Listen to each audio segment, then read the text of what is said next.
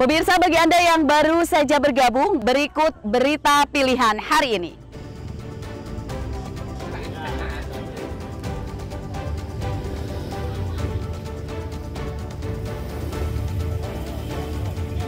Bencana angin puting beliung memporak-porandakan 2 desa di Lampung Utara. 1 rumah ambruk dan puluhan lainnya rusak.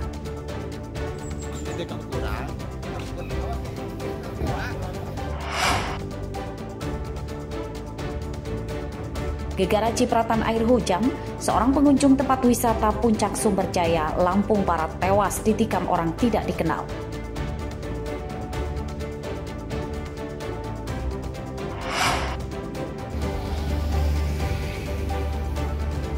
Dua minibus rusak saling tabrakan saat menghindari truk di Lampung Utara.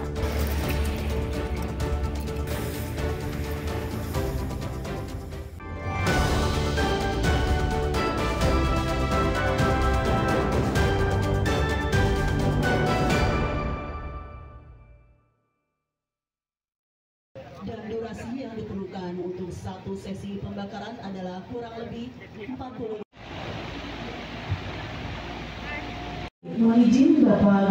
Kasus penyelundupan narkoba dari Sumatera ke Jawa melalui Pelabuhan Bakauheni masih tinggi. Terbukti dari banyaknya narkoba yang disita petugas Badan Narkotika Nasional Provinsi atau BNNP Lampung. Sejak Agustus hingga November, petugas menyita lebih dari 11 kg sabu-sabu dari hampir 8 kg ganja. 7 penyelundup sabu-sabu dan ganja ditangkap. Pada Selasa pagi, narkoba yang disita kemudian dimusnahkan di halaman kantor Gubernur Lampung.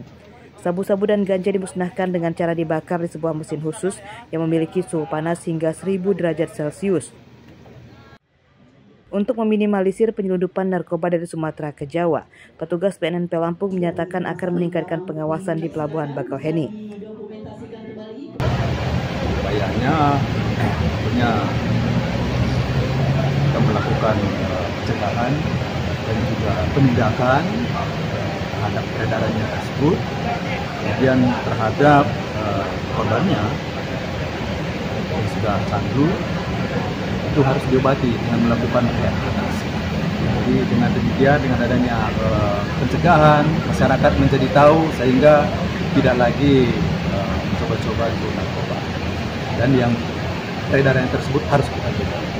Narkoba fokus pemerintah adalah menanggulangi narkoba. Ya. Nah, selain kita menahan dari Lampung biar tidak berkembang, tapi Lampung juga menjadi daerah peredaran atau transportasi narkoba. Ini harus kita jaga. Begitu aja. Jadi hati-hati. Jadi kadang-kadang dia tidak bisa masuk ke Jawa, tahan, dia tercatat dan lain-lain gitu. Dan kan warning kepada masyarakat Lampung, hati-hati peredaran narkoba di Lampung itu menjadi bahaya. Terima kasih Pak Gub. Menambah fasilitas ataupun kebijakan terkait upaya rehabilitasi tersebut. Ya, kita lagi mendorong beberapa rumah sakit, terutama rumah sakit jiwa, agar meningkatkan peningkatan untuk mendorong. Kan saya ke rumah sakit jiwa melihat ternyata banyak sekali OPD karena narkoba ya. Jadi kita akan dorong supaya rumah sakit jiwa juga melayani rehabilitasi narkoba. Dari hasil penyidikan petugas, belasan kilogram ganja tersebut berasal dari luar negeri yang akan diselundupkan ke Pulau Jawa melalui Sumatera. Dari 7 tersangka ditangkap, 2 diantaranya adalah narapidana yang berperan mengendalikan peredaran narkoba dari dalam lembaga pemasyarakatan atau lapas. Akibat perbuatannya, para tersangka terancam hukuman mati. Jeffrey Arifin melaporkan dari Bandar Lampung.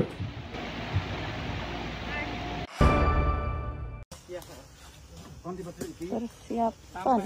Apa tadi namanya, Bli? Seekor gajah betina jinak di Taman Nasional Waikambas atau TNWK Lampung Timur mati pada hari Minggu 16 November 2025. Gajah bernama Dona mati di umur 45 tahun. Dokter rumah sakit gajah masih memeriksa sampel darah dan daging untuk mengetahui penyebab kematiannya. Dona mati setelah sempat dinyatakan sakit sejak 6 November lalu. Menurut petugas, selera makan gajah bernama Dona itu terus menurun hingga menyebabkan daya tahan tubuhnya kian lemah. Tim dokter hewan telah berupaya menyelamatkannya dengan memberikan tindakan medis, namun nyawanya tidak tertolong. Pada saat pemeriksaan rutin semua gajah jinak, sudah teridentifikasi memang kondisi kesehatannya mulai menurun. Jadi untuk selanjutnya itu seperti apa? Udah diketahui atau belum penyakitnya apa gitu?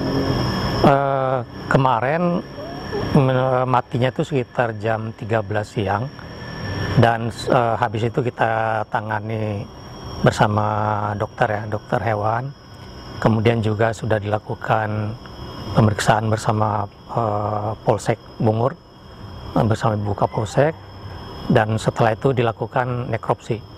Nah, kita masih nunggu hasil dari nekropsi. Ya, nanti kita menunggu hasil nekropsi untuk memastikan apa sih penyebab kematian. Karena kalau yang kita lihat kasat mata, sementara kan dia ini ya udah umur juga udah tua dan mungkin kondisi kesehatan menurun, dan dalam beberapa hari terakhir itu sudah tidak nafsu makannya menurun.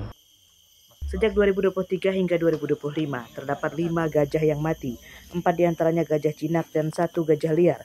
Gajah jantan jinak bernama Dugul mati pada Desember 2023, lalu gajah betina jinak bernama Bunga mati pada Agustus 2024. Pada Oktober 2024, 2 gajah mati, 1 adalah gajah jantan jinak bernama Rubado dan 1 lagi gajah betina liar. Pada bulan ini, gajah betina jinak bernama Dona mati. Taman Nasional Waikambas Lampung Timur kini memiliki 61 ekor gajah jinak dan 160 gajah liar. Asep Saifullah melaporkan dari Lampung Timur.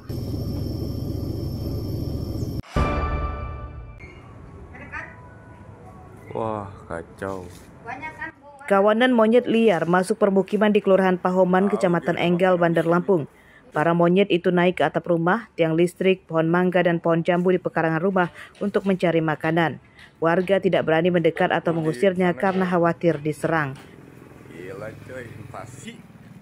Menurut warga, para monyet itu keluar dari habitatnya di Taman Hutan Kera yang lokasinya tidak jauh dari permukiman ini. Mereka turun ke permukiman diduga kelaparan akibat ketersediaan makanan di habitatnya habis. Serangan monyet terkadang meresahkan warga karena merusak genteng dan perabotan rumah tangga.